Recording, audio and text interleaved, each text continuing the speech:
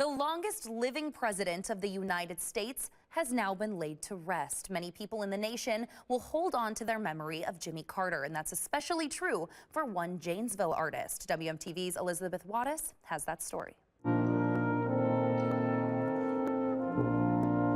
As the country mourns the loss of a former president with Georgia roots, a Wisconsin woman does the same, while also reflecting on a once-in-a-lifetime career opportunity President Jimmy Carter gave her. Yeah, definitely in honor of my career that he was able to see it, and nice to be able to have made him smile. So. Carter grinning from ear to ear, holding an illustration done by Catherine Moore, the Janesville native's artwork now on display at the Carter Museum.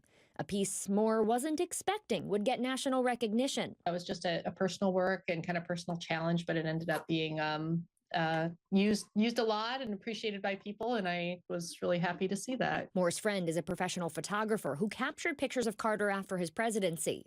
One of those photos inspired Moore, so she asked if she could use it for her drawing. That one was actually from one of his lectures at Emory, where I believe he would lecture frequently. It's a great portrait of him in profile. Since then, Moore was commissioned to create another portrait of Carter that has since been used to announce his passing.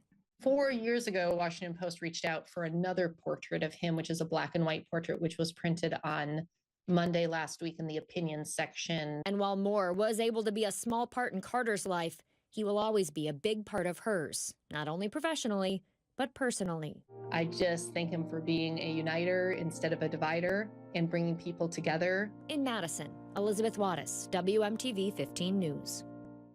Thank you, Elizabeth. Moore says that Carter actually wrote her a thank you note for her illustration that now hangs in the Carter Museum. She says that she wants to thank the Carter family for continuing on his legacy.